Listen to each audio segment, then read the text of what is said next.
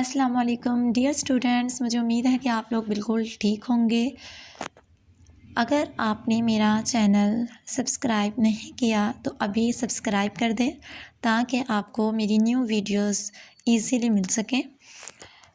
चलिए आज हम स्टार्ट करते हैं अपना इकोनॉमिक्स का लेक्चर, टॉपिक इंडिफरेंस कर्व। ठीक है, ये बहुत ही इम्पोर्टेंट टॉपिक है इकोनॉमिक्स का, जो मास्टर्स तक, फर्स्ट ईयर से लेकर मास्टर्स तक हमारी बुक्स में, हमारे पेपर्स में आ जाता होता है ये क्वेश्चंस।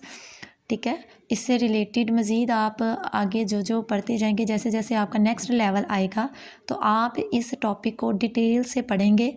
और ये इम्पोर्टेंट क्वेश्चन है, ये अक्सर औकात पेपर्स में आ जाता होता है। ठीक है, इसको अच्छे से समझ लीजिएगा और इसको तैयार कर लीजिएगा ताकि आपको पेपर्स में कोई मुश्किल ना पेश आए।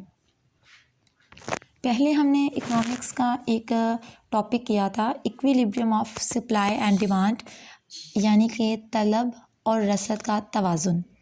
ठीक है, आज हम पढ़ेंगे इंडिफरेंस कर्व, खतूते अदम तरजीह। ठीक है, इसकी डेफिनेशन हम पढ़ते हैं।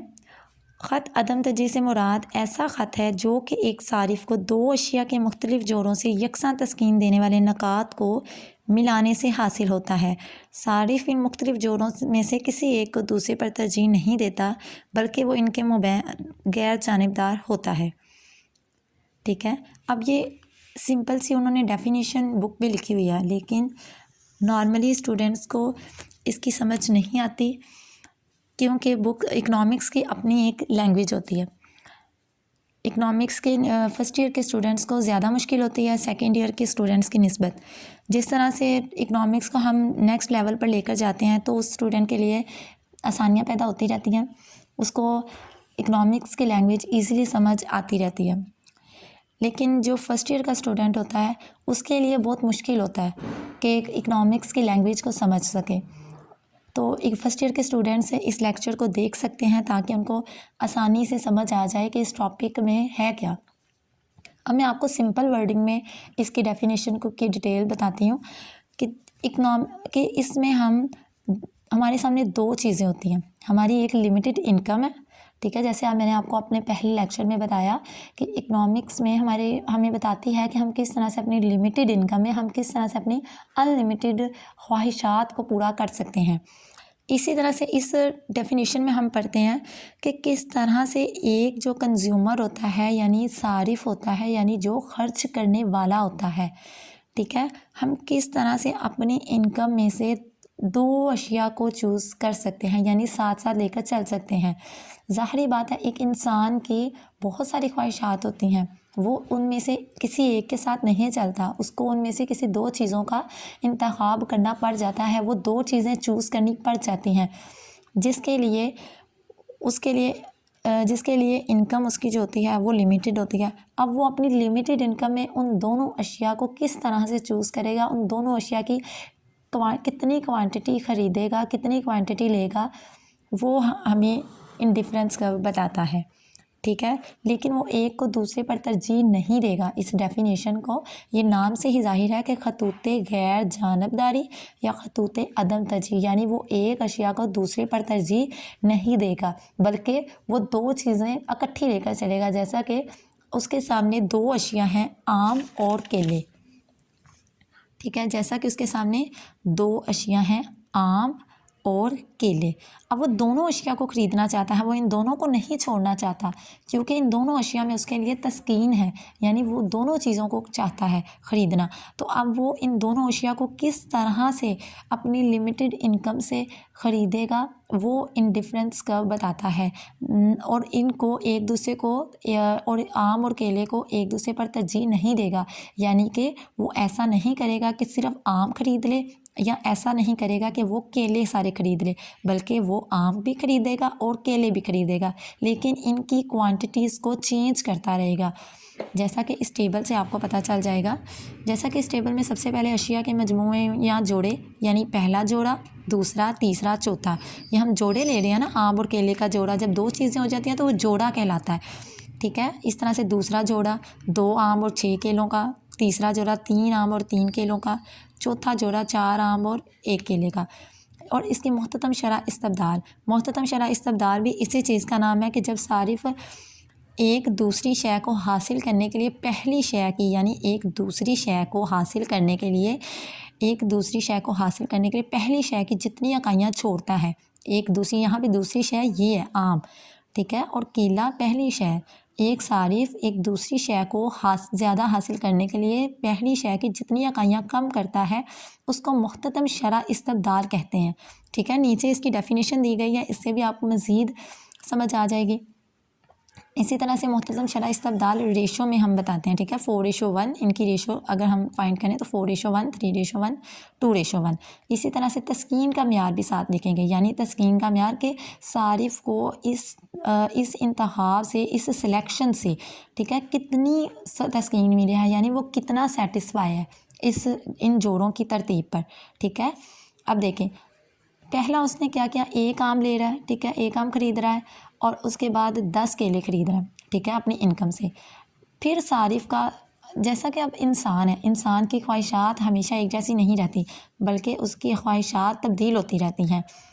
इसी तरह से थोड़े अरसे के बाद सारिफ ने महसूस किया कि उसे दो आम ख़रीदने हैं, ठीक है। जैसे ही उसने 2 आम ख़रीदने हैं तो ज़ाहिरी बात है केले के उसकी आमदनी है, उसकी इनकम जो है लिमिटेड है, उसके पास जितने पैसे हैं उसमें 1 आम और 10 केले तो आ रहे थे, लेकिन 2 आम और 10 केले मुश्किल है, क्योंकि जैसे ही वो इधर से आम की क्वांटिटी बढ़ाएगा, इसी तरह से फिर केले की उसे कम करना पड़ेगी, ठीक है। जैसे ही आम उसने 2 ख़रीदे तो उसके लिए पैसे केले के लिए कम पड़ गए, इसलिए वो केले की क्वांटिटी कम कर देगा, वो 10 केलों से 6 केलों पर आ जाएगा। इसी तरह से जैसे ही आम उसने 3 ख़रीदे, उसने अब कहा कि मैं 3 आम ख़रीदूँगा, इसी तरह से केले उसने और कम कर दिए, क्योंकि केलों के लिए पैसे उसके पास बचे ही नहीं। उसके बाद उसने आम 4 कर दिए, ठीक है, 4 ख़रीद लिए, लेकिन केले उसके लिए पैसे बच गए, कम बचे, तो इसलिए उसने केले 3 से 1 कर दिए। अब मज़ीद अगर वो आम 5 ख़रीदेगा तो केले के लिए उसके पास कोई पैसा नहीं बचेगा, तो इसलिए वो इससे नीचे नहीं जाएगा, क्योंकि वो केले को भी ज़रूर ख़रीदना चाहता है, आम और केले को साथ साथ लेकर चलना चाहता है। वो तरजीह शो नहीं करेगा कि वो सिर्फ आम ही ख़रीदे या केले ही ख़रीदे, बल्कि वो अदम तरजीह शो करेगा, यानी वो किसी को किसी पे प्रेफर नहीं करेगा, ठीक है। इसी तरह से इसकी मज़ीद अब इसको इसी तरह से एक्सप्लेन डायग्राम की सूरत में किया गया है। डायग्राम में हमने एक्स एक्सिस पर आम ले लिए हैं और वाई एक्सिस पर केले, ठीक है। 1 2 3 4 5 6 7 ये हम इसी तरह से टेबल के मुताबिक हम इधर लिख लेंगे, ठीक है। और उसके बाद केले भी इस तरह से 1 2 3 4 5 6 7 8 10 1 से 10 तक, ठीक है।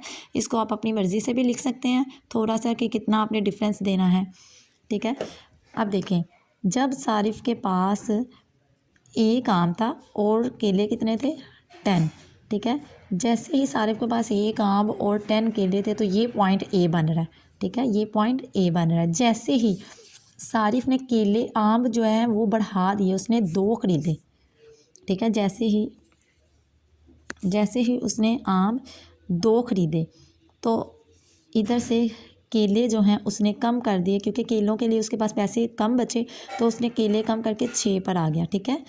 उसके बाद अगर जैसे ही उसने 3 आम ख़रीदने की ख्वाहिश ज़ाहिर की तो उसने केलों के लिए मज़ीद इकाइयाँ कम कर दी, यानी केले उसने मज़ीद कम करके 3 कर दिए, क्योंकि उसके पास पैसे कम बचे, ठीक है, क्योंकि वो आमों पर सारे पैसे लगाता जा रहा है, इसलिए वो इधर से कम करता जाएगा। इसी तरह से जब वो चौथे आम पर आएगा और वो केले की मिकदार 1 कर देगा, लेकिन अगर मज़ीद वो 5 आम ख़रीदेगा तो इस पॉइंट पे वो केले 0 ख़रीदेगा, यानी कोई केला नहीं ख़रीदेगा। लेकिन क्योंकि अगर ऐसा हुआ तो ये सारा कॉन्सेप्ट इंडिफरेंस कर्व के ख़त अदम तरजीह के ऑपोजिट चला जाएगा, उलट चला जाएगा, क्योंकि हमने डेफिनेशन में भरा है कि वो सारिफ किसी एक चीज़ को दूसरी पे तरजीह नहीं देगा, बल्कि वो दोनों को साथ लेकर चलेगा। तो फिर ऐसा नहीं हो सकता कि सिर्फ वो आम ही ख़रीदे, बल्कि वो केले की भी क्वांटिटी ख़रीदेगा, चाहे वो 1 हो, ठीक है। आई होप सो आपको इस लेक्चर में इतनी समझ आ गई होगी कि इंडिफरेंस कर्व होता क्या है।